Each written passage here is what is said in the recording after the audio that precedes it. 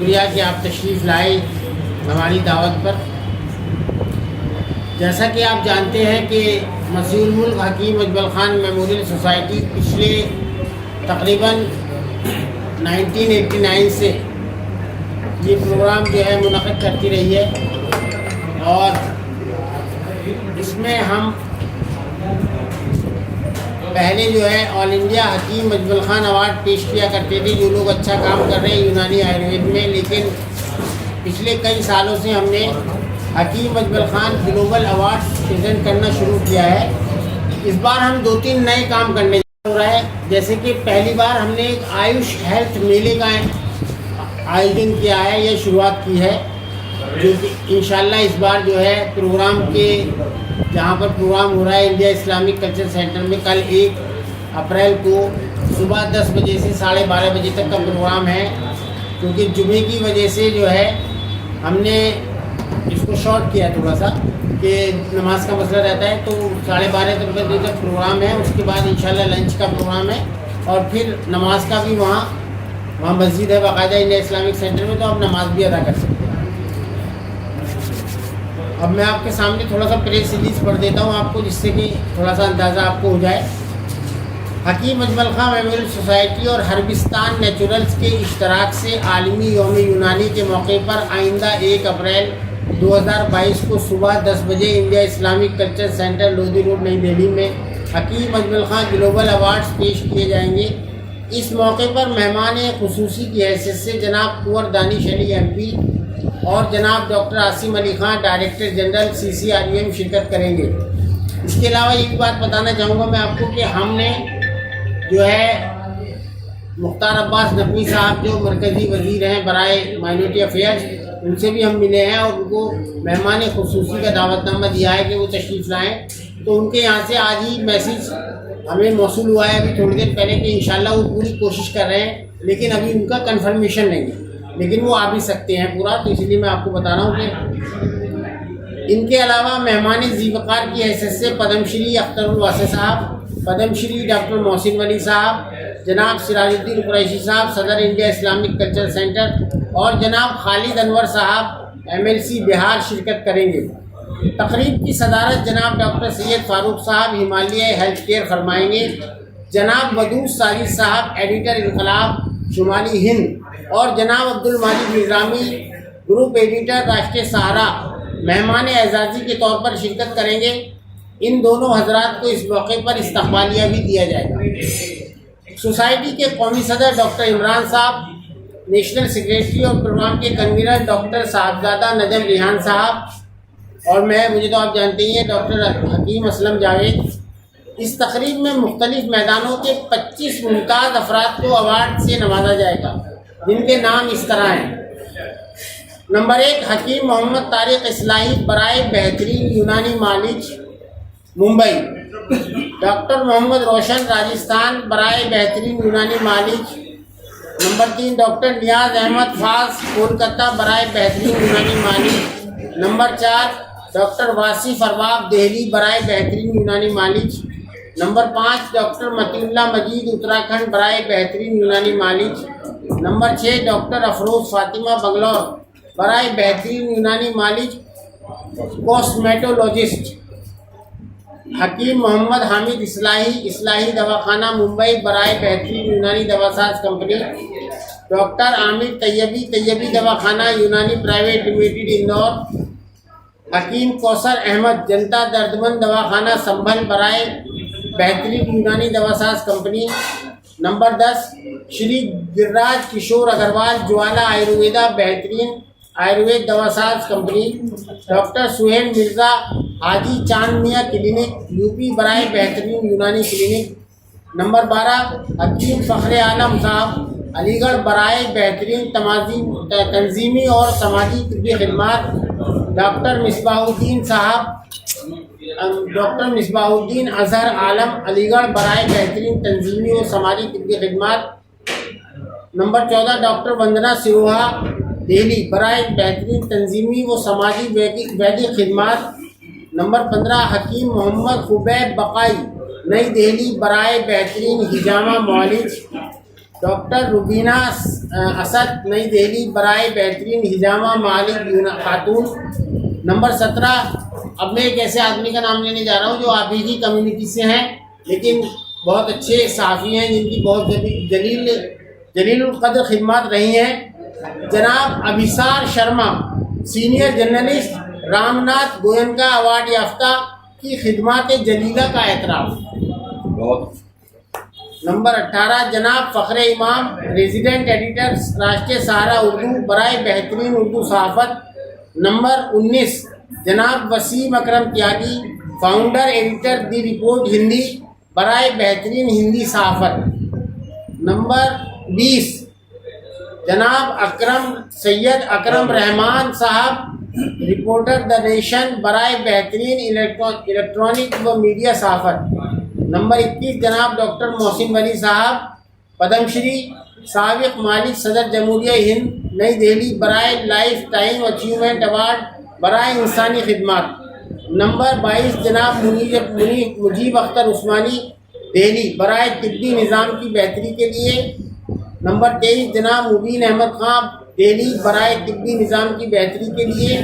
Number 24, जनाब काशिफ नसीम, दिल्ली, बराए तिब्बी निज़ाम की बेहतरी के लिए।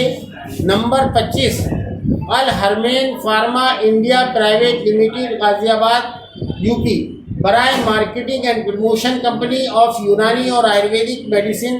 पिछले लगातार 18 साल से ये लोग मार्केटिंग कर रहे हैं।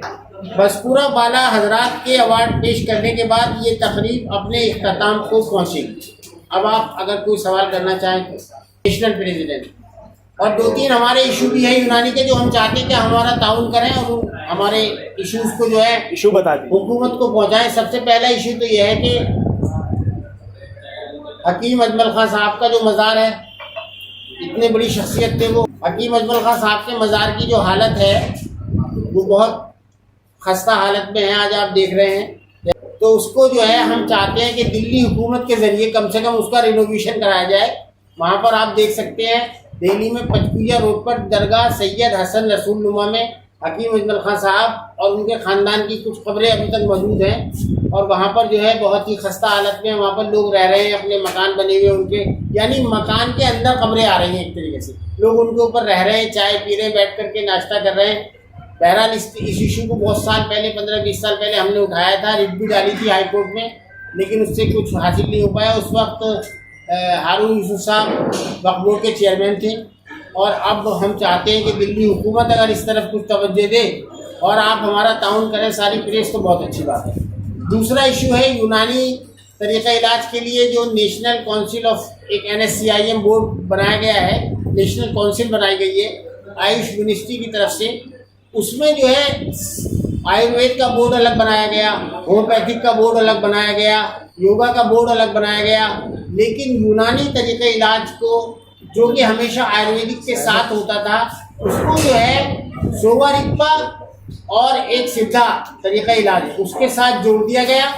जबकि यूनानी जो है, यूनानी के तकरीबन 60-65 कॉलेजेस हैं पूरे हिंदुस्तान के अंदर, ग्रेजुएट और अंडर ग्रेजुएट कॉलेजेस, और जो डॉक्टर्स हैं यूनानी के तकरीबन 1 लाख होंगे जो रजिस्टर्ड डॉक्टर हैं जो यूनानी की प्रैक्टिस कर रहे हैं। उसके बावजूद भी जो सिद्धा सिस्टम ऑफ मेडिसिन है उसकी तरफ से सदर बनाया गया उस बोर्ड का। तो हमारी मांग ये है हुकूमत हिंद से कि यूनानी तरीक़ा इलाज को उसने डिग्रेड किया है आयुष मिनिस्ट्री ने। यूनानी आयुर्वेद हमेशा नाम आता था, आप लोगों ने भी सुना होगा, और अब जो है यूनानी का नाम 5वें नंबर पर कर दिया गया है। तो हम हुकूमत से मांग करते हैं कि यूनानी तरीक़ा इलाज का बोर्ड भी अलग बनाया जाए। और एक मसला और है, वो भी बहुत अहम है, आप सब लोग भी उस तरफ यकीनन जानते होंगे, लेकिन मैं आपको बताना चाहूँगा कि यूनानी में जब भी दाखिला होता था तो उसके लिए कंपलसरी था कि 10th क्लास में उर्दू पढ़ी होनी चाहिए, उसके पास 10th क्लास का सर्टिफिकेट होना चाहिए जो तालिब इल्म हो, जो एडमिशन ले रहा है। लेकिन इन साल से ये कैद ख़त्म कर दी गई है। हुकूमत कह रही है कि जो लोग उर्दू नहीं जानते वो भी यूनानी नहीं पढ़ सकते हैं मतलब ये।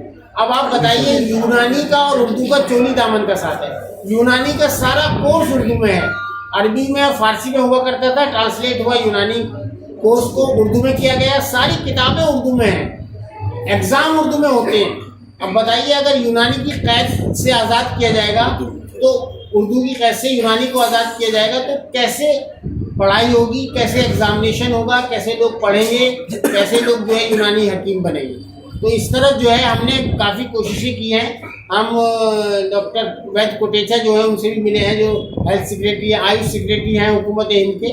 सब लोगों से मीटिंग हुई है, लेटर्स भेजे हैं उनको, ट्विटर पर भी हमने सब लिखा है। कैंपेन भी चलाया गया था बाकायदा ट्विटर पर कि सेव NSCIM, मतलब नेशनल काउंसिल ऑफ जो है बनाई है हुकूमत ने, यूनानी को बचाया जाए। इसके लिए आप सबका भी ताउन बहुत ज़रूरी है। इंशाल्लाह कल भी हम अपने जो, बल्कि हमने कुंवर दानिश अली साहब जो MP हैं अमरोहा के, उनके ज़रिए इस सवाल को पार्लियामेंट में उठवाया है और सिर्फ हमारी कोशिशों से हुआ है। और आयुष मिनिस्ट्री में आयुष सेक्रेटरी ने बाकायदा मीटिंग बुलाई, इसमें हम भी मौजूद थे, लेकिन उन्होंने इसका कोई भी मुस्बत जवाब नहीं दिया कि किया जाएगा या नहीं किया जाएगा। डॉक्टर साहब, एक सवाल था मेरा। जी आमतौर पर ये काफ़ी दिनों से सुना जा रहा है, जैसे कि आपने सवाल उठाया कि हकीम अजमल खान साहब का क्या ऐसा मुमकिन नहीं है? हमारा इससे कोई ताल्लुक क्या ऐसा मुमकिन नहीं है? ये मैं नहीं कह रहा हूँ, बहुत सारे लोग ये बात सारी कंपनियाँ, आपने बताया कि लाखों यूनानी डॉक्टर्स हैं जी, 1 लाख यूनानी जो है प्रोडक्ट्स में आ रही कंपनियां हैं इतनी सारी, क्या वो सारी मिलके खुद सरकार का ही होगा? नहीं, मज़ार बनाया जा सकता है, इसमें कोई मसला नहीं है। मज़ार हमने खुद तकरीबन 20 साल पहले उसकी 4 दीवारी कराई थी और उसका पत्थर हमने लगवाया था। और हर साल जब तक हम बहुत सालों तक, मतलब अभी 3-4 साल से ऐसा हुआ है, हम हर साल वहाँ फातिहा ख्वानी भी कराया करते थे। शीला दीक्षित जी को, जो वज़ीर आला थी दिल्ली की, उनको भी हमने बुला करके वहाँ बाकायदा फातिहा ख्वानी कराई थी, फूल वगैरह चढ़ाए थे उन्होंने। और ये सारा प्रोग्राम दिल्ली हुकूमत की तरफ से हुआ था। ऐसा हो चुका है और हमने काफ़ी कोशिशें भी की है इस बारे में। लेकिन अब क्योंकि ये मुद्दा सोशल मीडिया में आ रहा है, कुछ दिन से ऐसा हो रहा है, कुछ लोगों ने इसको डाला है। इसको आप इस इशू को उठाइए, सारे बहुत बुरा हाल है, बहुत बुरा हाल है, बहुत सारे हकीमों तक आप गए, हम ही लोग देखिए उस पे एनक्रोचमेंट बहुत ज़्यादा है। आप बगैर गवर्नमेंट के वहाँ पर जा भी नहीं सकते, वो लोग ज़ियारत तक जाने नहीं देते, फातिहा तक नहीं पढ़ने देते जो लोग। ये मसला आप जाइए एक बार, मैं आपसे गुजारिश करूँगा गवर्नमेंट में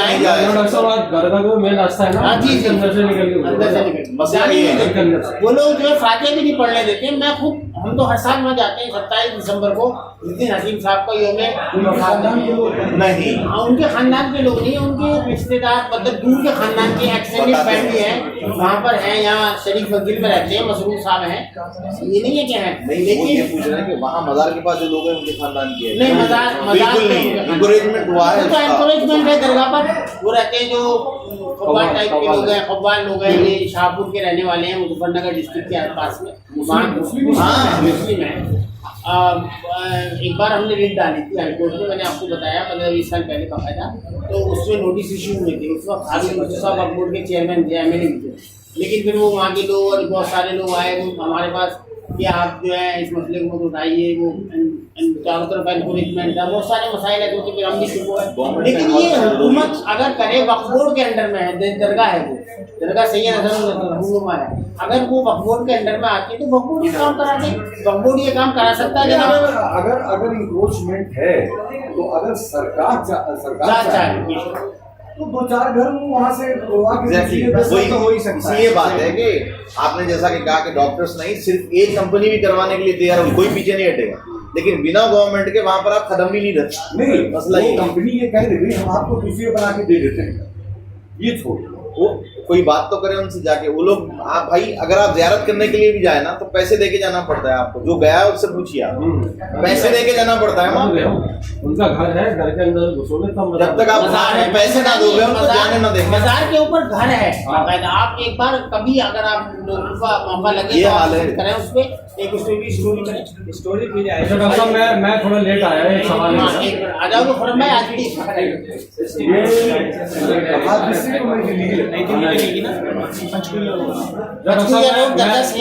मैं डॉक्टर थोड़ा लेट आया, मुझे पता नहीं आपने ये मामला उठाया नहीं उठाया। यूनानी जो बीओएमएस डॉक्टर की जो डिग्री होती है उसके लिए 10वीं क्लास तक जी, मैंने उर्दू का बताया। उसके लिए आप क्या कर रहे हैं? देखिए उसके लिए हमने जो आयुष सेक्रेटरी हैं डॉक्टर राजेश कुटेजा जी, उनसे मिले, मीटिंग की, बाकायदा मेमोरेंडम दिया, उनको बताया कि यूनानी का ये परेशानी यूनानी का बर्बाद हो जाएगी, खत्म हो जाएगी यूनानी अगर उर्दू को आप हटाएंगे। उसके बाद में फिर हम कुंवर दानिश अली साहब से मिले जो एमपी हैं अमरोहा से, उनसे बाकायदा मिल करके हमने एक क्वेश्चन रेज कराया पार्लियामेंट में, वो आपको पता होगा, उन्होंने उठाया। उसके बाद में फिर उन्होंने हमसे कहा दानिश अली साहब कल की इंशाल्लाह तशरीफ, और नहीं मिल रहा। दिल्ली सरकार का मसला नहीं है ये, सेंट्रल का दिल्ली बोर्ड है, इनको काउंट नहीं मिल पा रहा। वो मजार के मसले में से बाकी का जो मसला है वो सेंट्रल गवर्नमेंट के अंडर है। ये मजार का मामला बिल्कुल दिल्ली सरकार का है। उस पे जो है आपको काउंट नहीं मिल पा रहा। बिल्कुल भी ताउन मिल ही नहीं पा रहा। ताउन क्या कुछ हो ही नहीं रहा है। लोग पार्लियामेंट की किचन उठ गया, मेमोरेंडम भी दे रहे हैं, अब नहीं तो कर सकता है। आप उस सिलसिले में मुलाकात करते हैं? जी आप उस सिलसिले में मुलाकात करते हैं? नहीं, मजार वाले में हमने मुलाकात नहीं की, मजार वाले में लेटर्स वगैरह लिखे और अखबारात में आए। हाँ, उस वक्त तो मुलाकात शीला जी हमारे प्रोग्राम में भी आई थी, कई बार हमारे फंक्शन में भी, जो प्रोग्राम में आई हैं बहुत सारे लोग आए, सलमान खुर्शीद भी आए इस प्रोग्राम में। तो हर साल ये 30 साल से हो रहा है प्रोग्राम। हामिद अंसारी भी आए। मुलाकात न करने की वजह? मुलाकात आप टाइम दिलवा दीजिए, आप आगे बढ़िए, आप हमारे लीडर बनिए इंशाल्लाह, और आप हमें टाइम दिलाइए अरविंद केजरीवाल जी का या जिसका भी आप चाहें, हम तैयार हैं इंशाल्लाह आपके साथ। बस अब ये बात तो सारी बातें तो आप हमसे हमारी रहनुमाई करिए, आगे चलिए। डॉक्टर साहब, जैसा आपने कहा कि उर्दू और यूनानी का चोरी दामन का साथ बराबर है, बिल्कुल बिल्कुल, लेकिन जो लोग जो स्टूडेंट बीयूएमएस करके आते हैं, लेकिन वो अपनी प्रैक्टिस जो करते हैं, जो दवाएं देते हैं, वो 90% की बात करते हैं। देखिए मेरा सवाल खत्म। जब आदमी बीयूएमएस करके आया तो ऑब्वियसली वो यूनानी से करके आया, तो वो यूनानी को ही आगे क्यों बढ़ाता था? जी वो बीयूएमएस की जगह एलोपैथी या और देखिए सुफियान साहब, ये बीयूएमएस जिन लोगों ने किया है ये उनकी कमी है यकीनन। इसमें तो कोई उनको तो अच्छा कह ही नहीं सकता। अगर आपने यूनानी में या आयुर्वेद में या होम्योपैथिक में पढ़ा है तो उसकी प्रैक्टिस भी कीजिए। अब जो यूनानी के ऐसे लोग करते हैं, तो मैं तो ये कहूँगा सीधी सीधी बात है कि यूनानी जो है एक तरीके से हमारी माँ है, जिसमें हमने पढ़ा है, इल्म हासिल किया है, और अगर हम उसी की बेइज्जती करेंगे तो क्या करेंगे आप बताइए। अब उसमें हम तो कह सकते हैं, अवेयरनेस ला सकते हैं कि आप यूनानी प्रैक्टिस करिए। अब हमें देखिए आप कि हम पिछले 32 सालों से यूनानी में प्रैक्टिस कर रहे हैं। हमारी क्लिनिक का नाम भी यूनानी है, डॉक्टर साहब भी यूनानी है। डॉक्टर साहब तो यूनानी कंपनी के मालिक हैं, हैदराबाद से हैं, डॉक्टर नजम रिहान साहब, तो सब यूनानी वाले। अगर कोई नहीं कर रहा तो उसको क्या किया जा सकता है बताइए, उसका कोई हल नहीं। उनके लिए कोई कानून ऐसा होना चाहिए, मैं समझता हूँ। अब कानून की बात यह है, कानून की बात यह है कि कानून भी ऐसा हुकूमत बनाने जा रही थी, लेकिन उससे परेशानी पैदा हुई कि क्योंकि एलोपैथी सिस्टम ऑफ मेडिसिन भी तो हमें साथ साथ पढ़ाया जाता है ना। मसला यह है कि यूनानी के साथ साथ मॉडर्न मेडिसिन भी पढ़ाई जाती है। तो अब जब वो पढ़ेंगे तो कुछ ना कुछ, लेकिन अब ऐसा है कि कुछ दवाई लिखने की छूट है, मुकम्मल तरीके से तो अलाउड नहीं है ऐसा। क्या आपकी क्या कंपनी है? हलाल यूनानी कंपनी, मैं प्रैक्टिस भी यूनानी हलाल हर्बल रेमेडीज। इंडिया कॉलेज को यूनिवर्सिटी का दर्जे को लेकर जो भैया 35 साल से मेरे ख्याल में जितनी राजा साहब की उम्र है इतने साल से कोशिश कर रहे हैं। सेक्रेटरी नेशनल सेक्रेटरी और प्रोग्राम के कन्वीनर है। वे सब बहुत खामोश हैं, वे सब बहुत खामोश हैं। डॉक्टर साहब, एक मुद्दा आप लोगों ने बहुत पहले उठाया था, भारत रत्न दिए जाना। वो तो प्रेसिडेंट ऑफ इंडिया को जब लेटर दिया था उसमें भी वो मुद्दा था। जब प्रणब मुखर्जी से क्या हुआ उसमें, क्या कोई जवाब नहीं। प्रणब मुखर्जी से मिले थे, कलाम साहब से मिले थे, शंकर दयाल शर्मा साहब से मिले थे, दो बार वो प्रोग्राम में भी आए। हुकूमत का जवाब ये आया था उस वक्त के क्योंकि ये पाकिस्तान चले गए थे, इनके खानदान के लोग आज़ादी के बाद बस फिर पाकिस्तानी होगा। वो मतलब वो लोग पाकिस्तानी यही तो हकीम साहब का तो इंतकाल 1927 में। हाँ 1927। अरे भाई खुर्रम भाई कहाँ है? डॉक्टर साहब जो लाजमत खत्म कर दी गई है, इसके पेश नज़र क्या खदशात हैं यूनानी को और सरकार की मंशा क्या है? देखिए आप समझ सकते हैं भाई, आप तो माशाल्लाह के क्या खदशात होंगे।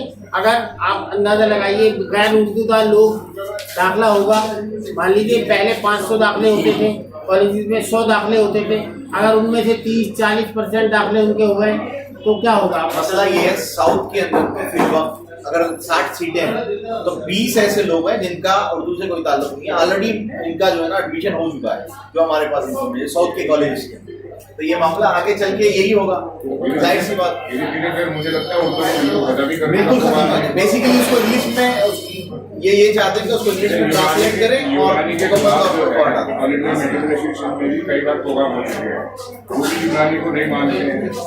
वो कहते हैं कि हम जो दवाइयाँ देते हैं वो दवाइयाँ ठीक है, हम जो ऑपरेशन करते हैं वो ठीक है, यूनानी वाले जो करते हैं वो अनट्रेन्ड लोग हैं, इसलिए ये सब मुद्दा खत्म हो चुका है। हुकूमत हमें भी MBBS के बराबर दर्जा दे चुकी है। सुप्रीम कोर्ट का तो खैर ऑर्डर भी आ गया। डॉक्टर थोड़ी देर पहले नहीं सब ये बेकार बात है, बिल्कुल गवर्नमेंट ने नहीं माना, ये एसोसिएशंस का क्लेम है। एसोसिएशन सुप्रीम कोर्ट ने ये कह दिया है कि MBBS के बराबर है हमारे कोर्ट ने जजमेंट दे दिया। और हमारे भी कॉलेजेस हैं, हमारे भी रजिस्ट्रेशन होते हैं। हमारे कम से कम मैंने आपको बताया 64 कॉलेज हैं हिंदुस्तान में, PG और UG कॉलेज हैं, MD की डिग्री दी जा रही है, हम भी सर्टिफिकेट दे रहे हैं, सब कुछ है। वो पुराना MBBS के बराबर माना है, हाँ माना है UMS को, BAMS को, आयुर्वेदा को भी Unani, homeopathy both graduates are equal to MBBS graduate होता है। BAMS और BAMS दोनों को माना। BAHMS होम्योपैथी जो हमारी रिकॉग्नाइज्ड पैथीज है, सबको माना। फिर भी डॉक्टर साहब उसमें है लेकिन बनाने के साथ नहीं साहब सर्जरी मैटर आप सर्जरी नहीं कर सकते। नहीं देखिए यूनानी की तरक्की जरूर हो सकती है, लेकिन यूनानी वाले उसको वरना तो नहीं।